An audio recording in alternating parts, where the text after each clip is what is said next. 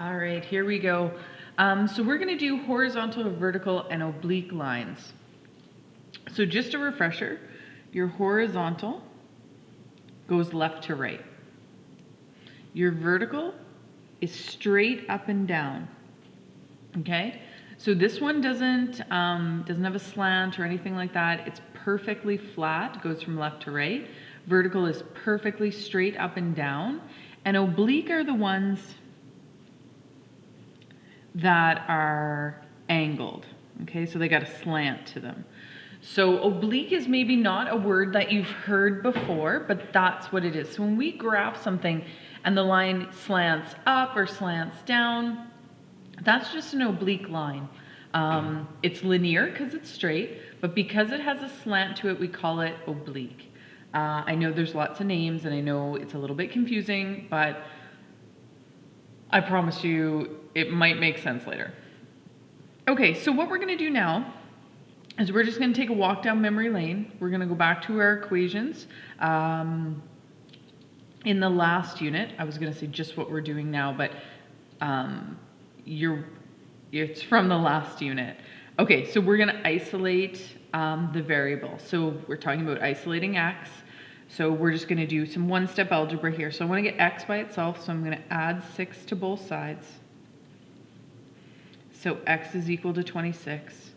This one, the 2 and the x are multiplied together, so we're going to divide by 2 to get rid of it. We're going to divide by 2.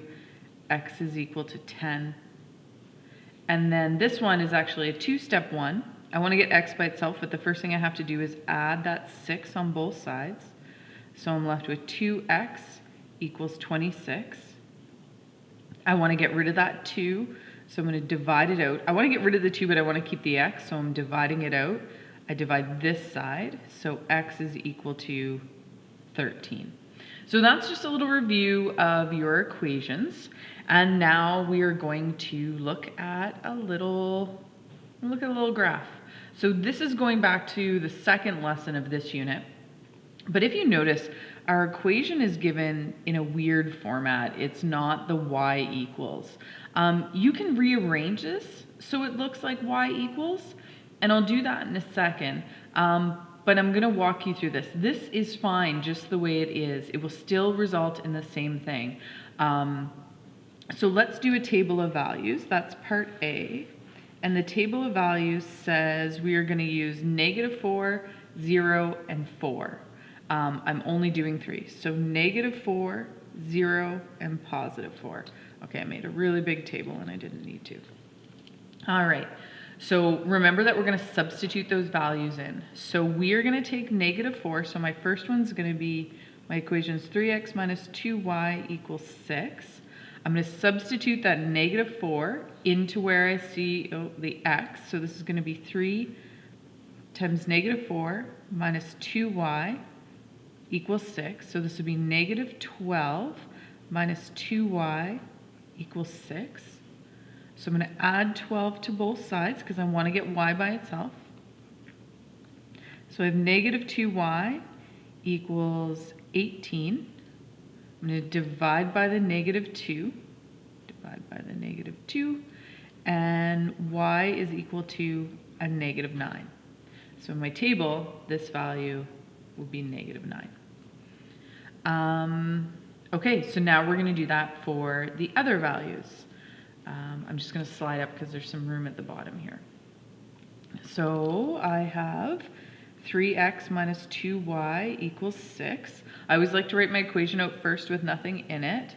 My x value this time is 0, so it's going to be 3 times 0 minus 2y equals 6. So 0 minus 2y equals 6. I probably didn't have to write that, so I'm just going to actually get rid of it so it's not that confusing. Divide by -2, divide by -2, y is equal to -3. All right, so my next value is +4 this time. Y equals 6, so 3 times a +4 minus 2y equals 6. So 12 minus 2y equals 6, minus 12 on both sides. So I'm left with negative 2y equals a negative 6. I'm going to divide by negative 2, divide by negative 2. Y is equal to a positive 3. So I'm going to put positive 3 in there. Okay, so I have 3 points. I'm going to go ahead and graph them. So first thing I do, I got to find my graph right here. Perfect. So I need to figure out what my increments are. So I know my y values go from positive 3 to negative 9. So let's see if I have 9 here. So 1, 2, 3, 4, 6, 7, 8, 9. Perfect. It's like I meant it like that. So I can go up by 1. So I'm going to skip 1 and write negative 2, negative 4, negative 6, negative 8. I'm going to go up and go 2, 4, 6. Again, like 1 is there and negative 1 is there. I just didn't label them so they don't get too squishy. And I don't have to go all the way up. So my x values were positive 4 to negative 4. So I can do the same thing. I can go 2, 4, 6, and then this would be negative 2, negative 4, negative 6. And so again, like I'm taking my time to put my increments on there. It makes the most sense to me. Now I'm going to plot my points. So at negative 4, I'm at a negative 9. So I'm right down at the bottom here. At 0, I'm at a negative 3. And at positive 4, I'm at a positive 3. And I'm going to connect those points because we don't know what the values are. We don't know if they're talking about cats or if they're talking about kilometers. Some things have parts and some other things don't have parts. I'm going to put arrows on the end because the data continues on. I only picked 3 values, but we could have done 20 and this graph still would have been true. So I'm going to put the arrows on to indicate that it goes on forever. Okay, so that was just a review. That was a review of the stuff we've already done. Okay, so I'm going to slide this page off for a second, and we're going to start talking about the new stuff. All right. Okay, 3 different types, and we talked about that. Horizontal lines. We said horizontal lines are going to be left to right. Vertical lines are up, down, and oblique lines are the slanted ones. Okay? All right, so if you have a horizontal line, you only have one variable, and the variable is y. So it will be y equals some number, maybe y equals 2, okay? It could be any number here, but that's going to be your equation. There's no x's in it, it's just y equals a number. For vertical lines, there's only going to be one variable, and it's going to be your x. So these are going to be like x equals 3. Now oblique lines or slanted lines, they have both the x and the y. So this equation might be your 2x plus 5y equals 12. Oh, sorry. I know right away that that's going to give me a slanted line because it has both the x and the y in it. Okay? So just looking at these equations, I know what kind of lines they're going to give me. All right, so this is what we're going to do. Well, first of all, I'm going to try to get my page straight, which I'm not having much success with. All right, so graph of each of the following equations and describe the graph. So what I want you to do when you describe the graph is you're going to say whether it's horizontal, you're vertical, or is it oblique? I can tell you that. I can actually do part B before I even graph it. Okay? Now, a lot of people have trouble with these. So just wait till the bell's done. So if you're struggling and this doesn't make a ton of sense, please know that you're not the only one. I find students are really good when there's X and Y's in there. They can do the oblique lines really easily, but the vertical lines are actually really easy to graph and super easy. But you have to practice, and that goes without saying. Okay, so I'm gonna do actually part B before I do anything else. Because if I know if I should have a horizontal line, a vertical line, or a slanted line, that's going to help me with my graphing. Okay, so this only has one variable, and the one variable is x. So I know that if it only has one variable, I'm going to slide up here for a second, I know that vertical lines have the x variable. So I know that this graph is going to be a vertical line. So it's going to be an up-down. Okay, now looking at this equation, I need to rearrange it so it's y equals. So I'm going to subtract 2 from both sides. So y is equal to a -2. Okay, so I know that it only has one variable in it. It's got the y, and that's going to result in a horizontal line because those are the ones with just the y variable. So this is going to be a horizontal line.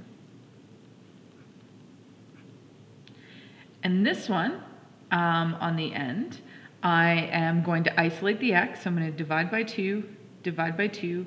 So x is equal to 5/2, but for those of you who want to use decimals, sometimes when you're graphing, using decimals makes more sense. So it's going to be 2.5. And again, this one only has an x in it. So if it only has an x, that means I'm going to have a vertical line. So this is vertical. All right, so now I'm going to go down and graph these. Pretty straightforward, easy. Oh, maybe let's do it. You never have to do a table of values for these, but I'm going to show you if you wanted to, if this makes sense. All right, so table of values. This equation says x is -4. So all the values of x are -4. And you're like, okay, that makes no sense. What are my y values? It doesn't matter what your y values are. They can be anything. X is -4. It's always -4. It never, ever changes. So I can just put in whatever y values I want here. So let's do a -2, a 0, and a +2. So now if I'm going to graph it, a lot of people like table of values to graph. So my increments I'm going to put on first. So I'm going to go over by 1s, 2, 4, 6. And this will be a -2, -4, -6, and -2. I'm just going up by 1s. So if you find that hard to see, let me zoom in. Oh, let me focus that. I'm going up by 1s, so I'm just labeling every second one because these are tiny, tiny little graphs. Okay, so I'm going to graph this. So every x value has to be -4. So it doesn't matter. So my first one I said was -2. So there we go, this one. And then my next one is at 0. So that's that one. And it's this one. So notice how the points are all stacked on top of each other. If I connect those, you are going to get a vertical line. And that's what I had predicted it to be. So those x values are all stacked on top of each other. So it doesn't matter what the y values are. Okay? So now if I hop over to the second one, I'm going to do that table of values here. So the equation's making a statement that y is -2. So all my y values are -2. It doesn't matter what my x's are. I'm just going to use -2, 0, and +2. I do a little negative, a little positive. So there's no calculations, there's no math to do. This is why these ones are a little bit easier. But sometimes when they're easier, we overthink it and it becomes a little bit of a pain in the butt. So we'll go 2, 4, we'll do -2, -4. So I'm going up by 1s, but I have to put my increments on first. Always have to do that. Notice I'm getting a little lazy because I'm only labeling a few, and that's okay. So this one, uncap my pen, -2 and -2, so that's there. And then at 0, it's -2, and at +2, it's -2. So if you notice, if I connect all these dots,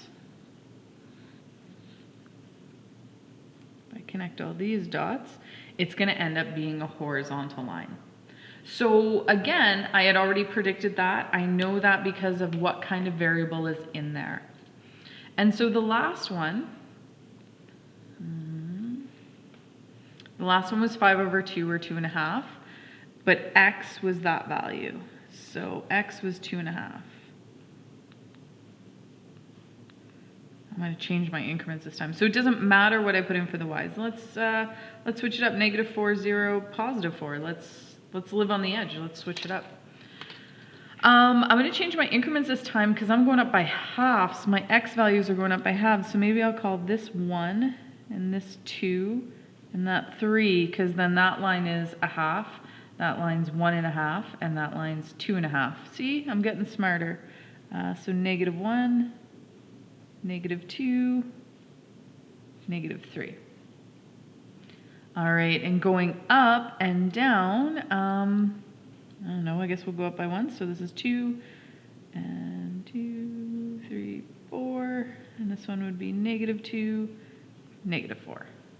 All right, so let's graph those points.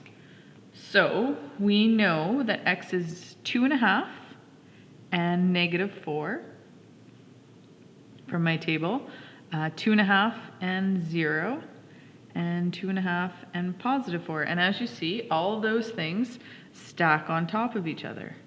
Now you don't have to do a table of values. Another way you can do it is you can just look at the graph. And what if I gave you, I'm just going to put it right with this one. What if I gave you x is equal to -3? Like, let's say I just gave you that graph. I'm just going to lay one right on top here. And what I do, because I've been doing this for a really long time, x is -3. I find -3 right here, and I just draw a line.